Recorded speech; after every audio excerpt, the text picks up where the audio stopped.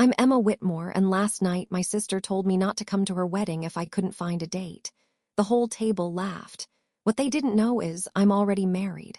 But I've kept it secret for years, and now with their insults echoing in my ears, I think it's time they finally met him. Have you ever had to hide the truth just to keep peace in your family? Drop a comment and tell me where you're watching this from. I want to hear your stories, because mine, oh, it's just getting started. You know that moment when time slows down and you realize everyone is laughing at you, but you're smiling anyway. That was me last night, at Vanessa's engagement dinner. The room glittered with designer gowns, crystal glasses, and the soft tinkling of piano music echoing off the walls of my mother's sprawling dining room in Austin. You'd think it was the gala of the year, not a private family affair. And yet somehow it still managed to feel like a high school cafeteria. Same cliques. Same power plays. Just better lighting. I was halfway through sipping my Sauvignon Blanc when Vanessa's voice cut across the table like a silk-wrapped dagger. If you can't even bring a +1, maybe skip my wedding. She said it with a smirk that told everyone it was a joke, but the kind of joke that lands like a slap. I felt my fingers tighten around the stem of my glass. My heart, it didn't pound. It thudded, loud and slow, like it knew exactly what was happening. Like it had been here before. "Oh, don't worry," I said, flashing the kind of smile that screams I'm fine while your insides unravel. "I'll be there." The room laughed, not with me, at me. My cousin Sarah chuckled into her napkin. Uncle James raised his eyebrows in mock surprise, but it was my mother's voice, sharp and unrelenting, that finished me off.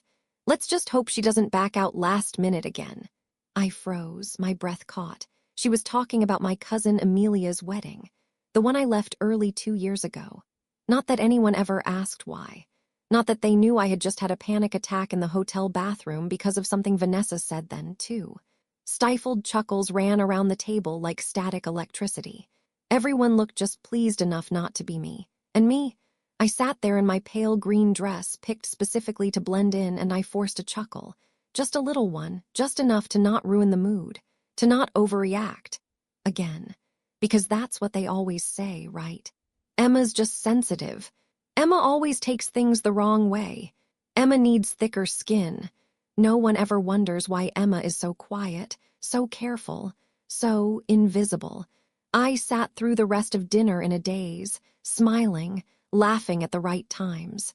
Nodding when they talked about Vanessa's honeymoon plans to Santorini, or Dad's latest golf game with some city councilman, or how proud they were that Vanessa landed such a catch in Jordan, her fiancé, a corporate lawyer who barely made eye contact with me all night. By dessert, I excused myself and slipped into the guest bathroom, locked the door, pressed my forehead against the cold marble wall, and whispered, "They still don't see me." They never had. Not when I graduated with honors while Vanessa coasted on charm. Not when I moved out early and started my own graphic design firm from scratch. Not even when I survived a breakup that broke me for a year and learned to stand again. They only see what I don't bring to the table. A date, a ring, a visible success. Because what they don't know, what no one in that room knows, is that I am married. Have been for over a year, to Noah Ellis. My best-kept secret. And maybe that was my mistake. But now I'm wondering what would happen if I stopped hiding. If they finally saw who I chose, if they finally saw me. Back in my Dallas apartment, the place I've carved out as mine, clean lines and quiet corners, I curled up on the couch and stared at the ceiling like it might offer answers. The echo of their laughter still rang in my ears. Vanessa's voice, my mother's quip, my father's silence. Like I was some punchline to a joke I didn't write. I hadn't cried on the drive home. I didn't even blast music like I usually do to drown out my thoughts. I just drove, 10 and 2, eyes on the road, hands clenched tight. Now in the stillness of my apartment, the tears finally came. Not big, sobbing ones, just quiet leaks from the corners of my eyes. The kind you don't even bother wiping away because they don't stop anything. They just are.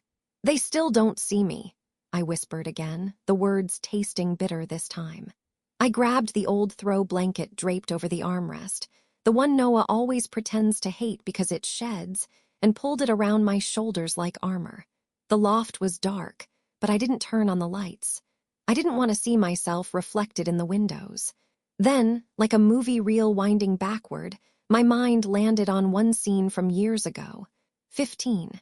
Curled on the edge of my bed, mascara streaked and heartbroken. Tyler McKinley had dumped me that afternoon right outside the cafeteria. Not because he didn't like me, but because my mom had cornered him after church and said, "You seem sweet, but Emma's a little out of your league, don't you think?" I didn't believe him at first. Thought maybe it was an excuse. But then I heard Vanessa in the hallway, laughing with our mom. "Tyler, oh please, Emma's just being dramatic." And that night, I cried until I threw up. I had gone to my parents, voice trembling, hoping for comfort. Mom said, "Boys come and go, Em." Dad barely looked up from the news. "You'll bounce back." Vanessa was praised a week later for dating a college sophomore. That was the moment something in me shifted, not all at once, but enough. Enough to make me stop sharing, enough to make me quiet, enough to start hiding. And now here I was, 33, married, still hiding. Noah deserved better than this, than being my secret. I reached for my phone and tapped his name, Noah Ellis, my husband, my biggest secret, my safest place. He picked up on the second ring. "Hey, Em, you okay?" His voice, low and warm, cracked something in me again. I hesitated, then I said it. "They mocked me tonight." A pause, then gently, "What happened?" I told him, not everything, but enough. The dinner, the +1 jab, my mother's remark. The way the laughter felt like a slap. When I finished, he didn't rush to fix it. He didn't try to cheer me up. He just said, "I hate that they do this to you." And I nodded even though he couldn't see me. Then, softer, I asked, "What if you came to the wedding?" Another pause, but not hesitation, surprise. "Like for real?" "Yes," I said, my voice steadier now. "I want them to see who I married. I want them to see you. I want them to know I'm not this lonely loser they paint me to be." There was a beat of silence. Then he chuckled. "So you want me to be your cinematic revenge?" I laughed, the first real laugh in days. "You are a film producer," I teased. "True, and I do have a knack for dramatic entrances." I pictured him then, his messy curls, the sharp tux he wore to the Venice premiere last year, the easy confidence he wore like cologne. And I pictured him walking into that wedding by my side, no more hiding. "Can you come?" I asked, voice quiet again. He didn't even pause. "I'll clear the schedule." "Tell me when and where." A warm flicker lit inside me. Hope, mischief, maybe even excitement. "We'll figure out the logistics tomorrow," I said. "But thank you." "I love you," he said simply. "I know," I whispered. "I think I'm finally ready to let them see why." By morning, the plan was already forming. My phone buzzed with a good morning text from Noah, followed by a selfie from his Vancouver set. He was in a beanie and flannels, sipping coffee in a director's chair with a clapperboard behind him. The caption, "Ready for my role as the mysteriously hot husband, script me in." I laughed, genuinely. Like something in me had clicked back into place overnight. I called him right after. "Okay," I said, curled on my couch, a notebook already in my lap. "Let's do this." "I love when you sound like you're about to pitch me a movie," he teased. "I am. A very specific rom-com meets revenge thriller set at a luxury wedding in Austin." He laughed. "Let me guess. The heroine walks in with the world's most perfect husband while the villains squirm in overpriced heels." "Exactly. Starring you." There was something giddy in the air now, like we were planning a heist, not just a wedding appearance. Noah was totally in. Even as we went through logistics, his flight, wardrobe, where he'd stay, he kept cracking jokes.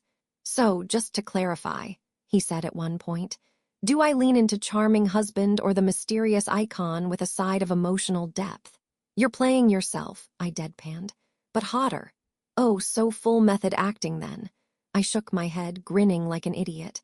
But underneath the fun, something real was growing. I didn't just want him there to make a point. I wanted him there because I missed him, because for once I wanted someone in the picture with me, not just behind it. "So what's the vibe I should give off?" he asked. "Should I pretend I just whisked you away from Cannes?" "You don't have to pretend anything," I said. "You're already the most impressive person I know." He didn't speak for a second then. "I really wish your family saw you the way I do." I swallowed hard. "So do I." We talked for over an hour. By the end, we had it all mapped out. He'd arrive the morning of the wedding, fly straight into Austin, and meet me at the hotel. He even agreed to come to the rehearsal dinner if he could wrap filming in time. As soon as we hung up, I felt it, a spark. Something I hadn't felt in years. Hope. not just for revenge or redemption. For being seen, I pulled out my suitcase. Started packing carefully, dresses, heels, makeup I hadn't worn in months. The emerald gown was already steamed and hanging in the closet.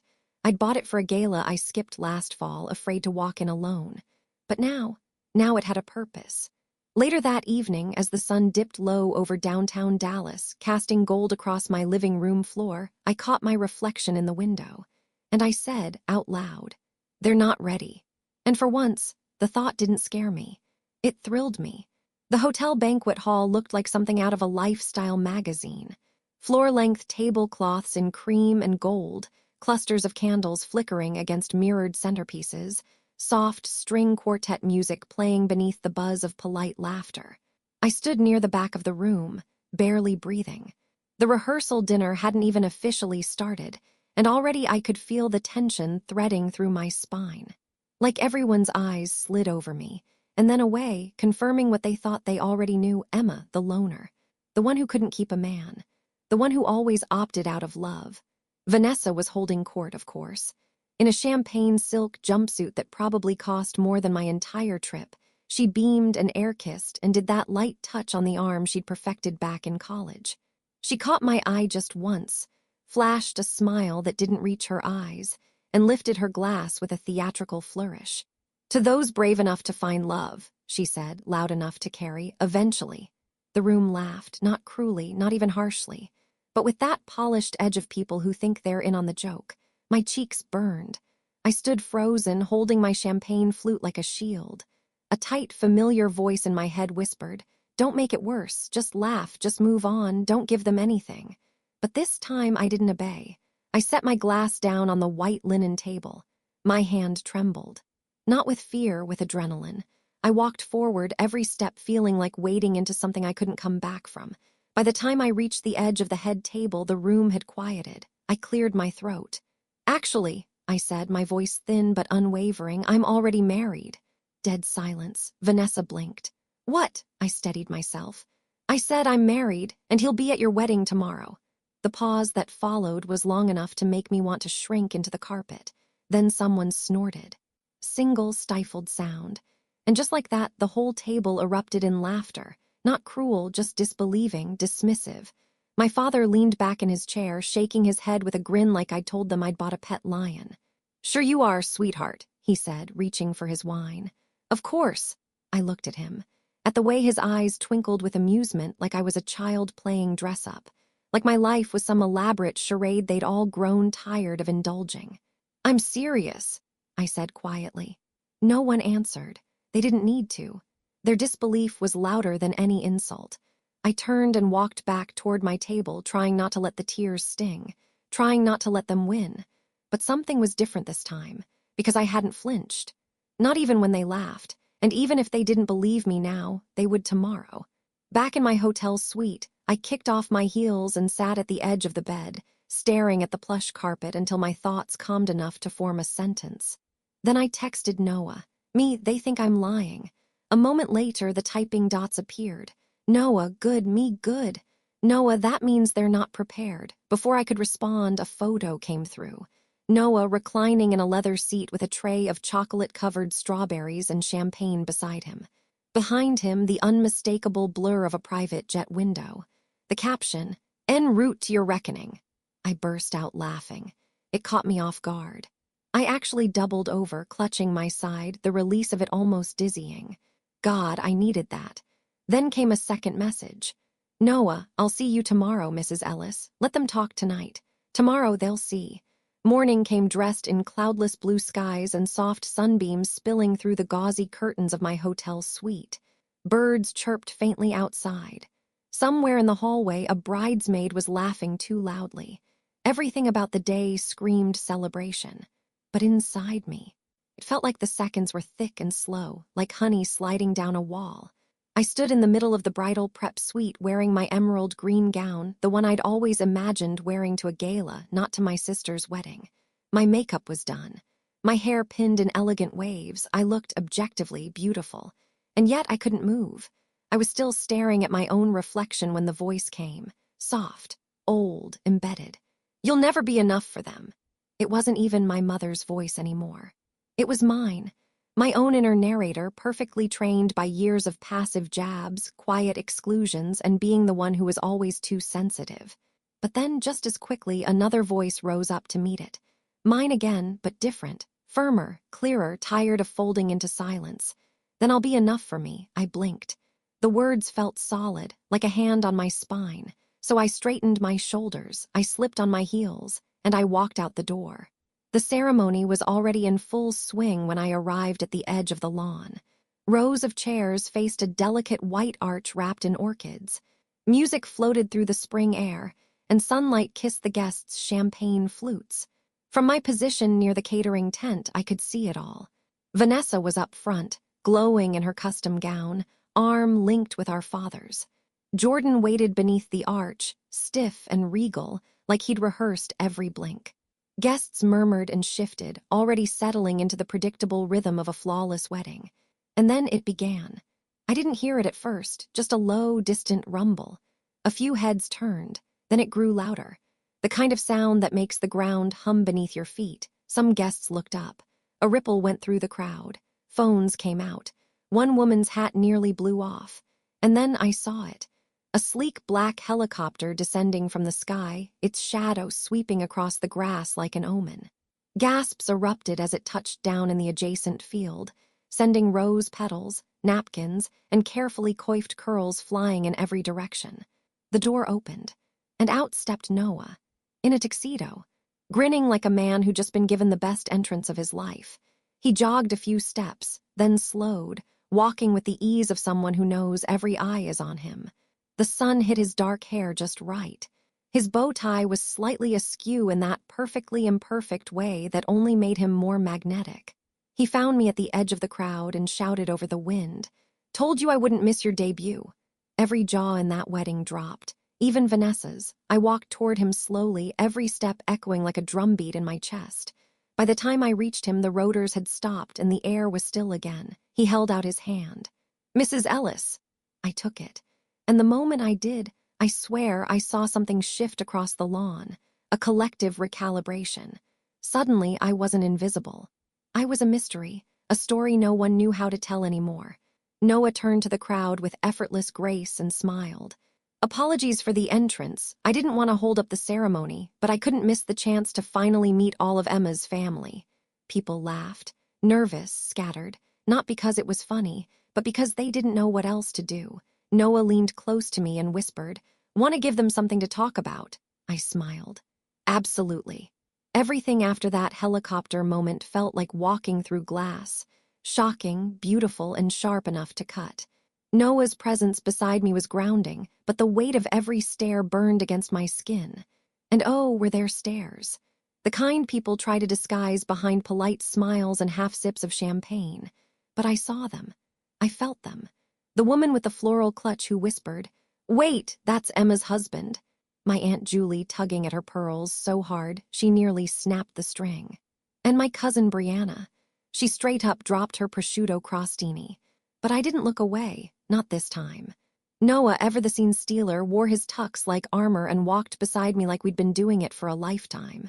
Which in many ways we had, just quietly, away from the spotlight. Away from this exact world I'd been protecting him and myself from. We strolled across the lawn like we owned it. And in a strange, poetic way, we kind of did. At the reception's edge, just past the rows of white chairs now half empty with restless guests, we paused near the bride and groom. Vanessa was mid-photo when she noticed us. The photographer, clueless to the unfolding family drama, called out, "Smile, everyone!" She didn't, not right away. Her expression faltered just for a second. Her mouth opened, then shut. I watched her reboot herself in real time like a frozen browser tab. And when she did speak, it was that voice. The one she saved for public spaces, all sugary brightness over sharp edges. "Oh my God, Emma, you weren't kidding." I met her smile with one of my own, just tight enough to imply, "No, I never was." "I told you," I replied, calm, polished, seething inside, but in the most satisfying way. Noah stepped forward then and offered his hand to Jordan. "Congratulations," he said smoothly. "You've married into quite the family." Jordan took his hand reluctantly, clearly unsure whether this was a compliment or a warning. Noah didn't clarify.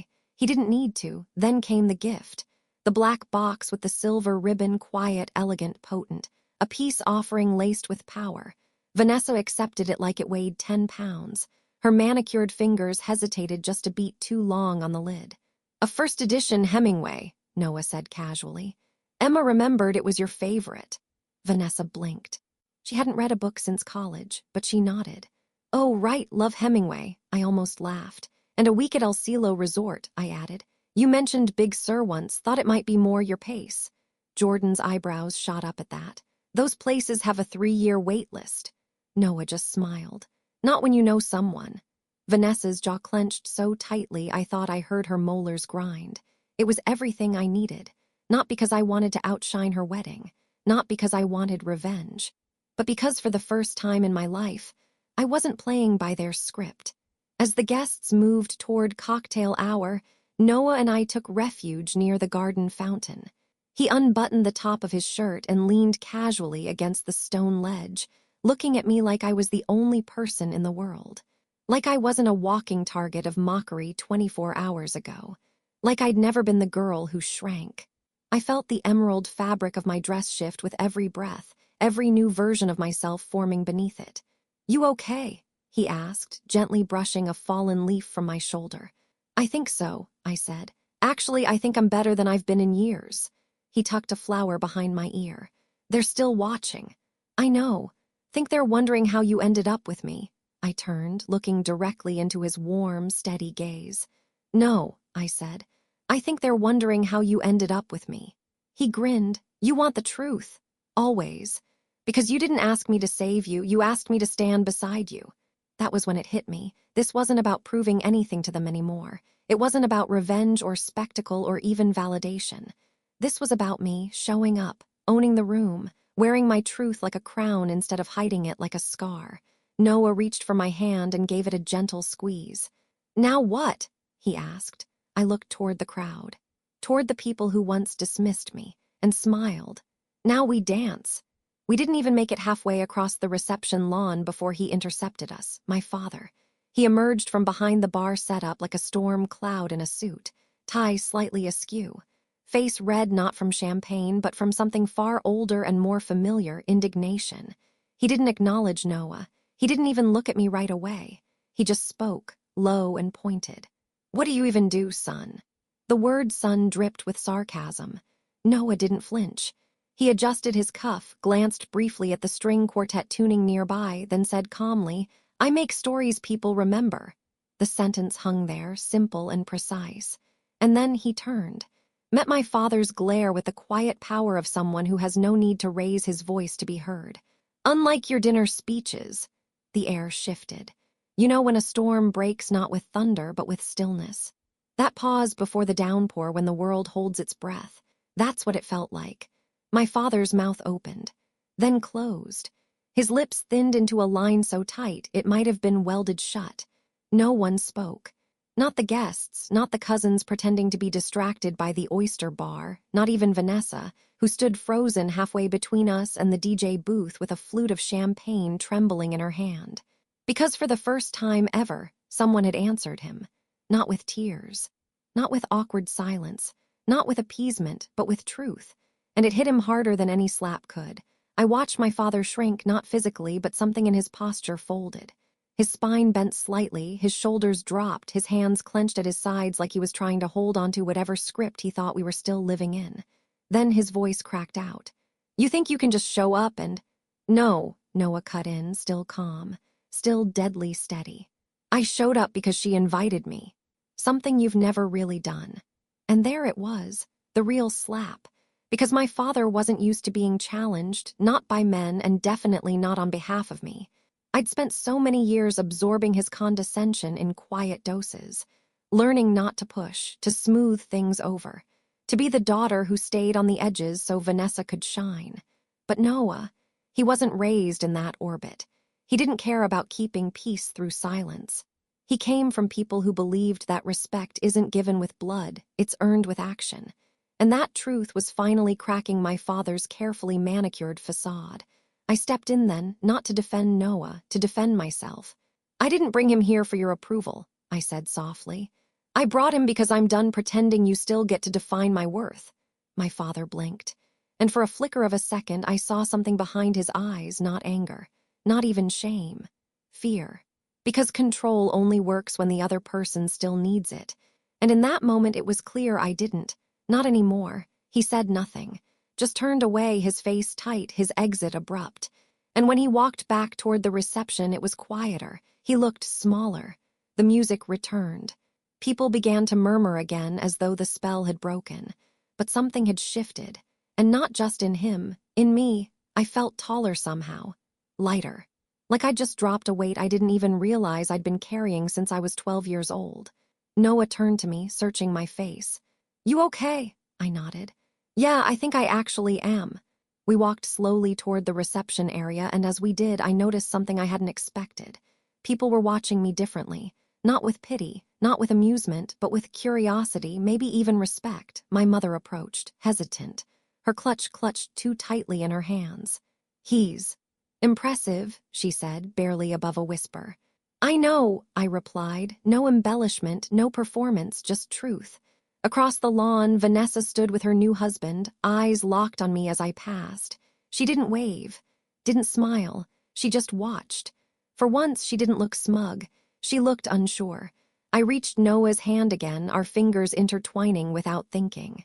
And as we stepped onto the reception dance floor, beneath the golden string lights and the summer sky, I let the music fill the silence that had ruled my life for too long.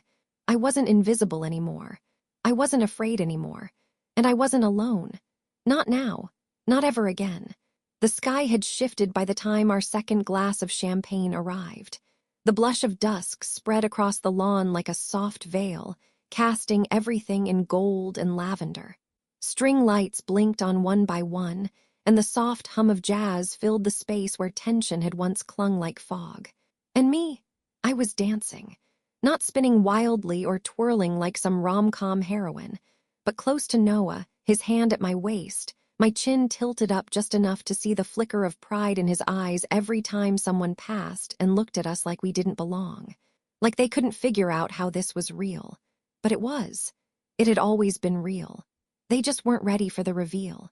Around us, the reception buzzed on autopilot, clinking glasses, carefully posed photos, awkward toasts that no one really listened to. But something had changed. It was in the way people glanced sideways, their eyes landing on us and lingering a beat longer than before. It was in the way my Aunt Joan, who once cornered me at Christmas to ask if I might be happier if I adopted a dog, approached the dance floor and actually smiled. "You look radiant, Emma," she said, adjusting her rhinestone necklace. "And he's quite the surprise." Noah offered her a warm nod. "Nice to meet you, Joan." Her smile wobbled. "Oh, you know my name.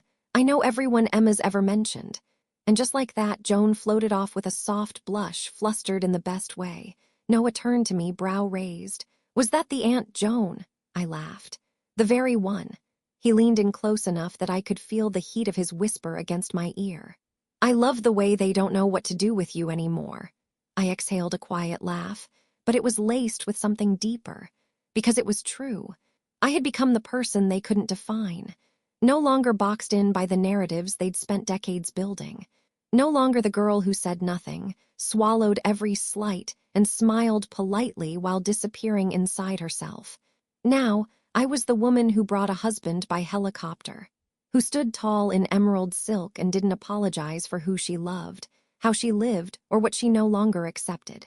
I was the disruption, and I was fine with that. Across the lawn, I caught sight of my mother again. She stood near the dessert table, her clutch still clamped in both hands like it might fly away if she let go.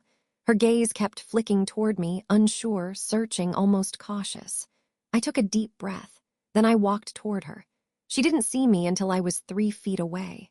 When she did, she straightened, adjusting a non-existent crease in her blouse. "I meant what I said earlier," she murmured. "He really is impressive." I nodded, keeping my voice even. "He is." There was a beat of silence, the kind that used to stretch into awkwardness between us, not because we didn't have things to say, but because neither of us ever knew how to start. She glanced down. "You didn't tell us." No, I said. I didn't. She looked up sharply. Why? I held her gaze. Because every time I tried to share something important, I was met with judgment, or laughter, or silence. And after a while, it just became easier not to share at all. Her face twitched. For once, not in defensiveness, but something closer to realization. I didn't press it. I didn't need an apology. I didn't even want one. I just wanted her to hear it. She nodded slowly, eyes shiny, and for a moment she looked young. Like the woman I remember from long ago, before the judgments grew roots. Well, she whispered, I hope I get the chance to know him. I gave her a small, honest smile. That's up to you. And I turned to walk away, not because I was closing the door, but because I'd finally learned I didn't have to wait in the hallway hoping someone else would open it. Later, as the sky deepened into night and the laughter around us turned warm and wine-soft, Noah and I danced one last time beneath the lights. He looked down at me, hands firm on my waist. Still think I was too much for your family? I laughed, leaning my head against his shoulder. No, I think I just wasn't enough for them, but I've always been enough for you. He tilted my chin and kissed me, soft and sure, in full view of the people who once made me doubt if I was worthy of anything loud, joyful, or whole. And this time, no one laughed. They watched, not with judgment, but with something quieter, maybe respect, maybe envy, maybe admiration. And for once, I didn't care which. 3 months later, I stood beneath a different kind of spotlight, camera flashes bursting like firecrackers, fans calling names from behind velvet ropes, and the glitter of Lowe's angels sinking into twilight behind me. Noah's hand was warm in mine. The red carpet unfurled before us outside the Dolby Theater, where his newest film, The Quiet Edge, was premiering. It was a tense, intimate drama. Critics were already calling it a slow burn masterpiece. And I was no longer hiding in the wings. I wore a sleek navy gown with an open back and barely there earrings. My hair pulled into a soft updo. But more than anything, I wore confidence. Not performative confidence, not revenge gloss, just me, whole, present, unapologetic. Behind us, photographers kept yelling, Noah, Emma, over here. I couldn't help smiling each time my name followed his. Like I wasn't just someone's plus one, like I wasn't a footnote anymore. I caught a glimpse of them then, my parents, hovering near the theater's edge. They weren't here as VIPs. They weren't even here because Noah had sent a car. They'd bought tickets. Quietly, anonymously, but I saw them, watching, not mocking, not sneering, just observing. I met my mother's eyes for half a second. She gave a nod, subtle, not quite a smile, but not cold, and my father. He didn't even pretend to be indifferent. He looked at me like he didn't know who he was seeing, and maybe he didn't. The girl who once shrank at his teasing, who let his approval or disdain define the mood of entire years. She wasn't standing here anymore. No, this was someone else entirely. As we entered the theater, a journalist caught up to us. Bright smile, shiny mic, big network badge clipped to her dress. Noah, she beamed. One quick question, your films always highlight quietly powerful women. Is that inspired by anyone in particular? Noah turned toward me with that soft grin I loved, the one that always started in his eyes. Absolutely, he said. My wife. The interviewer glanced at me, momentarily surprised, then adjusted smoothly. Well, Emma, what's it like living with a storyteller? I smiled. Honestly, I'm just glad the world's finally seeing the kind of man I've known all along. Her eyebrows lifted slightly, impressed. And does he ever write you into his scripts? I looked at Noah, then back at her. He doesn't need to, I'm already writing my own. As we took our seats, the lights dimmed and the audience hushed, I exhaled. Not just from pride or love or the moment, but from closure. Because I had spent years shrinking to fit into boxes someone else had built. Years apologizing for being too quiet, too emotional, too private. I had hidden love, success, grief, and truth behind carefully placed smiles. But not anymore. I had walked through that wedding weekend thinking I needed to reclaim my dignity. What I didn't realize until now, I had never lost it. They had just refused to see it. And now that they did, it didn't matter anymore. Their recognition wasn't the prize, this was. The man beside me, the peace in my chest, the knowing in my bones, the quiet edge of becoming exactly who I was meant to be. No spotlight needed. As the opening scene flickered to life on the massive screen, I leaned over and whispered in Noah's ear, "Now that's a plot twist." He looked at me, then down at our joined hands. "No," he murmured, "that's just the beginning."